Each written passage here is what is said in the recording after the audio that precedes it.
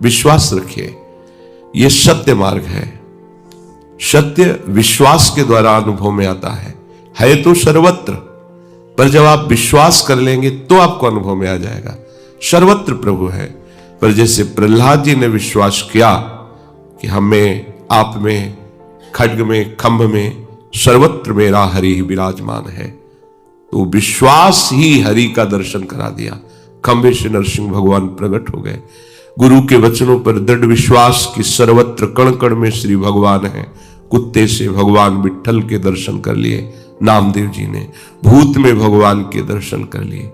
गुरुदेव के वचनों पर विश्वास करके धन्ना जी ने भांग के सिलबट्टे से सच्चिदानंद श्याम सुंदर को खोज लिया, उनका साक्षात्कार कर लिया। बहुत से ऐसे प्रमाण हैं। अगर हमारा विश्वास ठीक नहीं है तो भटकना मिट नहीं सकता, चाहे जितने बड़े महापुरुष के पास जाओ। हित ध्रुव जो विश्वास है तब ही सुधरे बात, नातर माया पंथ में फिरे जो टक्कर खात। ये माया तुम्हें ऐसे थपेड़ों से बहाती रहेगी, कभी शांति विश्राम नहीं मिलेगा। इसलिए शरीर राग से ऊपर उठने के लिए बहुत बढ़िया अवसर दिया गया है। आप स्वस्थ हैं तो शरीर भोगों में फंस रहे हैं, अस्वस्थ होंगे तो इसके चिंतन में फंस जाएंगे। भजन कब होगा? भजन यावत स्वस्थमिदम कलेवरम यावत च दूरे जरा। जब तक शरीर स्वस्थ है, रोगों ने ग्रसित नहीं कर लिया, जब तक वृद्धावस्था दूर है, तब तक तुम सुखपूर्वक चित्त को परमात्मा तत्व में, प्रियालाल में लगा दो। ये बहुत बड़ी बात है। बहुत से ऐसे प्रमादी जन हैं जिनको अवसर मिला, वो अवसर खो रहे हैं। अब इस समय क्या सत्संग में जाना, गुरुजनों के शासन को जो स्वीकार नहीं करता उसे काल का शासन स्वीकार करना होता है, जबरदस्ती माया का शासन स्वीकार करना होता है। जो शास्त्र सम्मत आचरण नहीं करता उसे कानून का शासन स्वीकार, वहां तुम्हारी कोई भी मनमानी नहीं चलेगी। ऐसे ही यमपुरी में तुम्हारी कोई चालबाजी नहीं चलेगी, कोई चतुरता नहीं चलेगी। अभी आपको लगता है कहां यमपुरी, कहां ऐसा दंड, जब उसका फल आएगा तब आप देख लोगे। इसलिए सावधान। समस्त दंडों को नष्ट करने के लिए, समस्त भोगों को, हमारे हृदय में जो सुख बुद्धि बैठ गई है, भोगने की इच्छा बैठ गई, उसको मिटाने को और हर प्रकार के विघ्न को रौंदने के लिए एकमात्र प्रियाजू का नाम गरज रहा है, राधा राधा राधा। यह आपके अनंत जन्मों के दंड विधानों को भस्म कर देगा, आए हुए सारे विघ्नों को परास्त कर देगा। परम सुख की यात्रा में बहुत बड़ा मित्र है राधा नाम, अमृत है राधा नाम। राधा नाम जिह्वा पे चल रहा है, तुम्हें और कोई पौष्टिक पदार्थ पाने की जरूरत नहीं है। यह आपको श्लोक और परलोक में सर्वत्र सुख प्रदान करेगा।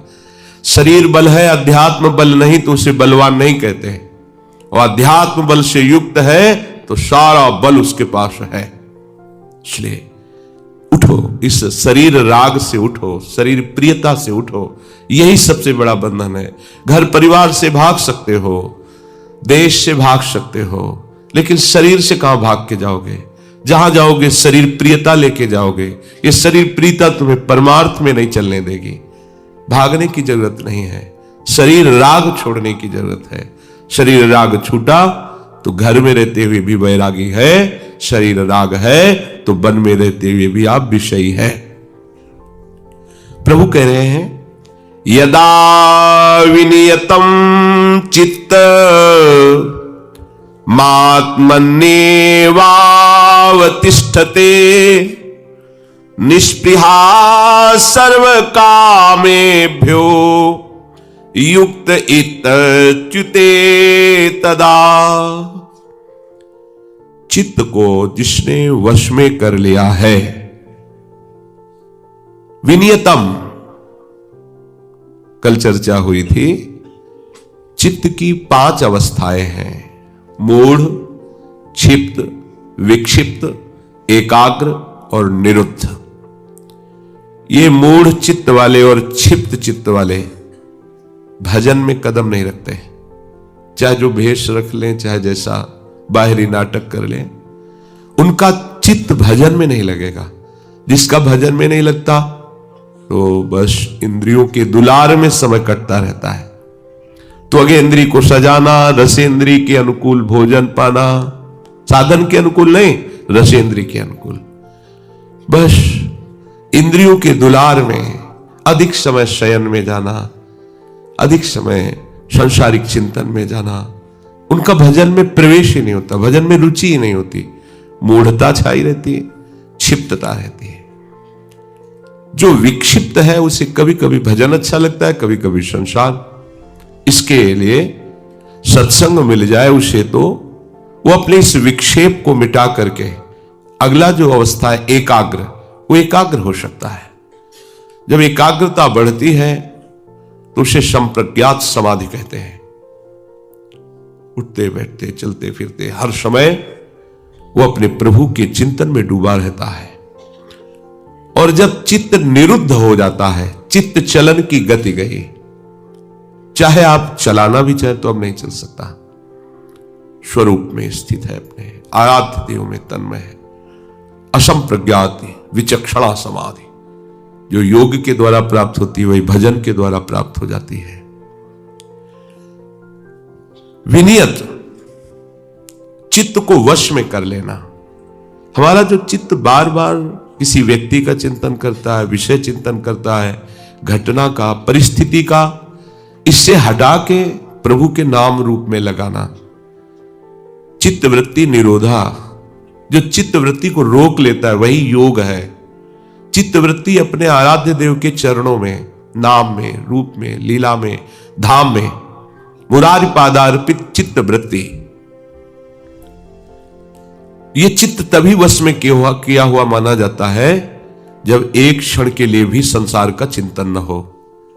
एक क्षण के लिए भी जो भी वस्तु, व्यक्ति, स्थान का चिंतन हो वो प्रभु से संबंधित हो, प्रभु से विलग, प्रभु से विमुख, एक क्षण के लिए भी संसार का चिंतन न हो। सदा विनियतम चित्त मात्मन्येवाव तिष्ठते। अच्छी तरह जिसका चित्त वश में कर लिया गया है। चित्त पहले भी वासुदेव ही था, बाद में भी वासुदेव ही रहेगा। बीच में वासना के कारण नानात्व भास रहा है, नहीं, वर्तमान में भी चित्त का अधिष्ठात्र वासुदेव ही है। और जिसे यह अनुभव हो जाता है वो महात्मा दुर्लभ होता है। वासुदेवा सर्वम इति स महात्मा सुदुर्लभा। सर्वत्र जिसे अपना आराध्य देव अनुभव में आ गया, ऐसा महात्मा सुदुर्लभ है। संसार के चिंतन से रहित चित्त स्वरूपतः अपने स्वरूप में आ जाता है। वासुदेव ही स्वरूप है चित्त का।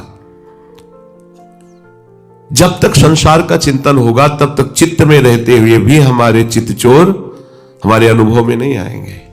बैठे तो हैं सबके हृदय में अनंत शक्तियों को लिए हुए अनंत ऐश्वर्य माधुर्य जिनका है वो युगल सरकार विराजमान है। पर जब तक संसार का चिंतन करते रहोगे तब तक वो चित्त में है पर अनुभव में नहीं आएंगे, चिंतन में नहीं आएंगे। पहले संसार का चिंतन छोड़ना होगा। अनन्य चिंतन, अनन्य चेता सततम यो माम स्मरति नित्यशः। नित्य निरंतर सतत मेरा ही केवल चिंतन, तस्याहम सुलभा।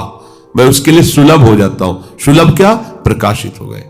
जो चित्त में छुपे हुए थे वो चित्त में ही प्रकट हो गए। अब चित्त चित्त नहीं रहा, अब चित्त चोर का रूप धारण कर लिया।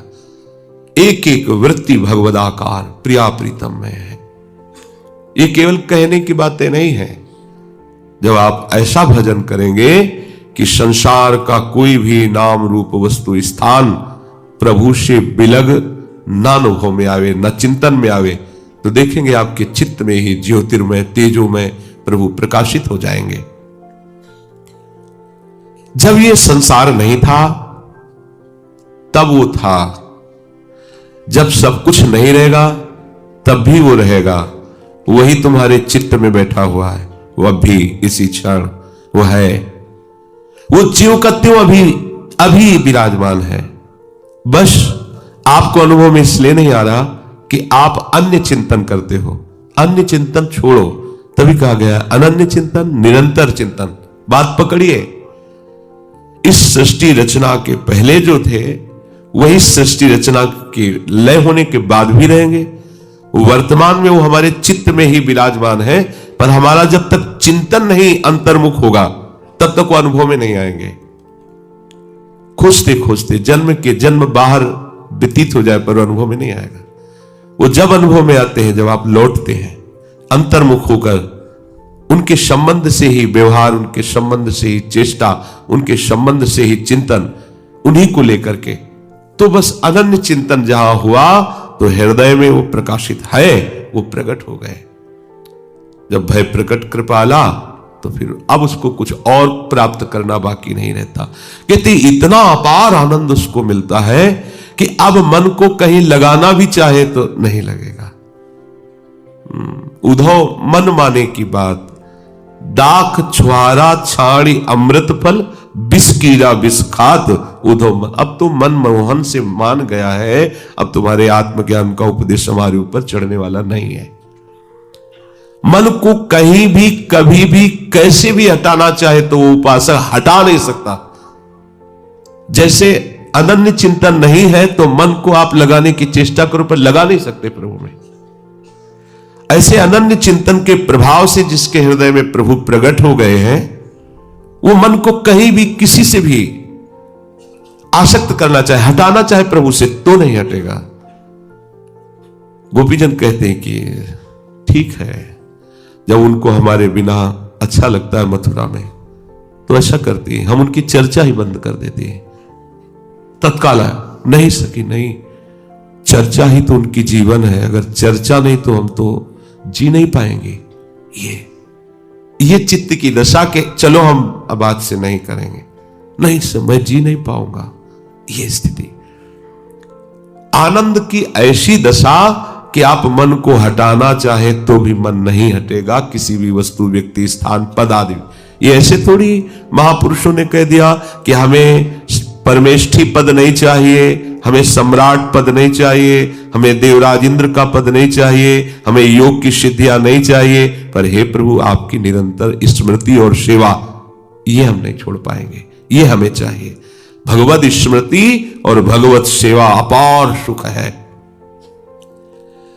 ये रसानंद जब उससे मिलता है तो उससे तल्लीन होना नहीं पड़ता, मन उसी में तल्लीन। जैसे एक चीटा गुड़ के सीरा में फंस जाए तो अब उसकी एक ही बात हो सकती है, मृत्यु, दूसरा कोई उपाय नहीं। आप निकालना भी चाहे तो उसकी टांगे वहीं रह जाएंगी, वो मरेगा। ऐसे ही मन एक बार भगवदानंद में बस मरेगा भी है।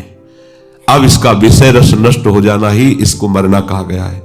विषय रस की बिल्कुल कहीं कोई इच्छा ना होना, ये मरा हुआ मन कहा जाता है।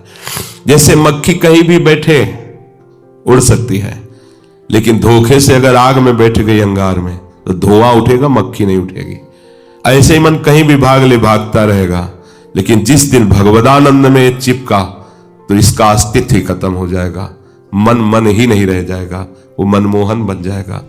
ये पूरा हृदय भगवत स्वरूप हो जाता है चिंतन के प्रभाव से। प्रभु है, सबके हृदय हैं, पर आपका चिंतन प्रभु का नहीं हो रहा, इसलिए अनुभव में नहीं आने वाले। निष्पृहा सर्व कामेभ्यो युक्त इत्युच्यते तदा।